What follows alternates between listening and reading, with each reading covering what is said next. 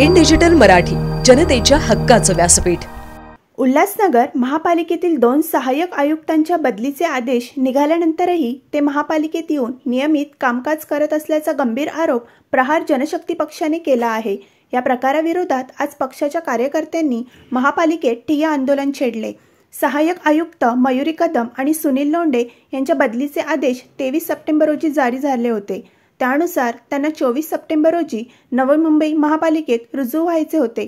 मात्र आदेशानुसार कार्यमुक्त न होता हे दोन्ही अधिकारी उल्हासनगर महापालिकेत येतच राहिले आणि शासकीय कामे तसेच भूखंडाच्या फायलींवर सह्याही करत असल्याचे प्रहार जनशक्ती पक्षाने आरोप केले। या प्रकरणाविरोधात पक्षाच्या कार्यकर्त्यांनी दोन्ही अधिकाऱ्यांच्या दालनाबाहेर आंदोलन करत मुर्दाबादच्या घोषणा दिल्या। यावेळी त्यांच्या नावाच्या पाट्या काढून टाकण्यात आल्या तसेच त्यांच्या दालनाला पालिका कर्मचाऱ्याकडून टाळे ठोकण्यात आले। प्रहार जनशक्ती पक्षाच्या या आंदोलनामुळे उल्हासनगर महापालिकेच्या कारभारावर पुन्हा एकदा प्रश्नचिन्ह निर्माण झाले असून बदलीनंतरही अधिकारी पालिकेत हजेरी लावत असल्याच्या प्रकरणाने प्रशासन अडचणीत सापडले आहे।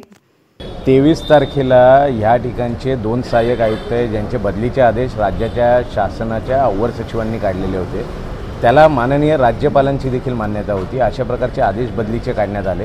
24 तारखेला या 2 सहाय्यक आयुक्तांना नवी मुंबई इथे जॉईन करायचं होतं। नवी मुंबई इथे त्यांची नियुक्ती करण्यात आलेली होती, पण आम्ही पाहिलं की 23 तारखेपासून 24 गेली, 25 गेली, 26 आली, 26 तारखेपर्यंत गेल्या 3 दिवसापासून ह्या ठिकाणी ते सहाय्यक आयुक्त हे कामकाज पाहत आहे, शासकीय फायली हाताळत आहे। आपले जे शासनाचे भूखंड आहेत त्या शासनाच्या भूखंडांना अवैधरित्या टॅक्स पावती द्यायचं काम ह्या ठिकाणचे जे सहाय्यक आयुक्त आहेत श्रीमती मयुरी कदम यांनी केलेलं आहे। आणि हे जेव्हा आमच्या निदर्शनास आलं तर त्याचाच जाब विचारण्याकरता आज आम्ही महानगरपालिकेत आलो, तर आम्ही पाहिलं की ह्या ठिकाणचे जे सहाय्यक आयुक्त आहेत ते त्यांच्या कॅबिनमध्ये जसे नेहमीप्रमाणे काम करतात त्या प्रकारे काम करत होते। त्या ठिकाणी पाटी लागलेली होती, ते शासनाचे अधिकारी म्हणून कामकाज पाहत होते। त्यावेळी आम्ही त्या ठिकाणी जाब विचारला की बाबा तुमची जर शासनाने आदेश केलेले, बदलीचे आदेश दिलेले, असे बदलीचे आदेश असताना तुम्ही तात्काळ कार्यमुक्त व्हायला पाहिजे, परंतु तुम्ही झालेले का नाही? तर ह्याकरिता आमच्याशी चर्चा करण्याकरिता उपायुक्त ह्या ठिकाणच्या घोरपडे ज्या मॅडम आहेत, तरी आम्हाला अधिकार आहेत। शासनाचे आदेश फक्त कागदोपत्री असतात, आम्ही 2-4 दिवस 5 दिवस या ठिकाणी एक्सटेंड करू शकतो। यांचं कामकाज झाल्यानंतरच आम्ही यांना रिलीव्ह करणार। परंतु ज्या अधिकाऱ्यांनी हे शासनाचे आदेश काढलेले होते त्या लकास साहेबांना आम्ही कॉल केल्यानंतर त्यांनी आम्हाला ताबडतोब आणि त्वरित कार्यमुक्त करण्याचे आदेश दिलेले आहे। याच्यामध्ये इमिजिएट ॲक्शन घेतली जाते याबद्दल त्यांनी सांगितलं।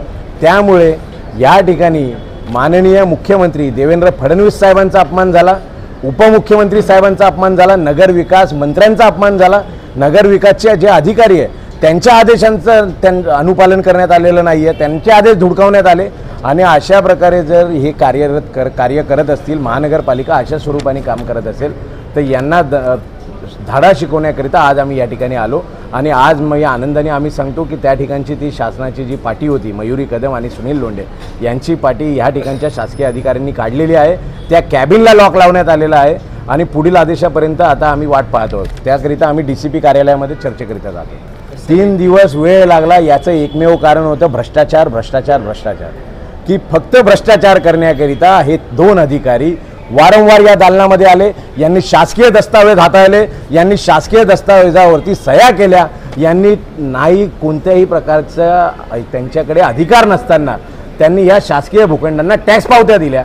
हा सर्वात महत्त्वाचा मुद्दा आहे की शासनाने आदेश दिल्यानंतर कोणताही अधिकारी कसं काय राहू शकतो, तुम्ही पदावरती राहून आदेश कसे काय देऊ शकतात, हा सगळ्यात महत्त्वाचा मुद्दा आहे।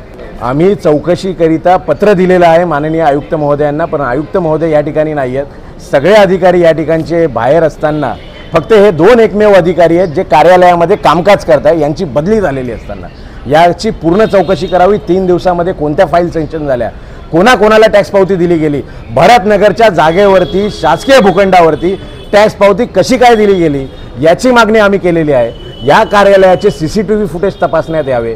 मयुरी कदम ज्यावेळी घरातनं येत असतात त्यावेळी त्यांच्याकडे एक बॅग असते, घरातनं जात असताना पैशाची बॅग कसे काय घेऊन जातात याची चौकशी करा।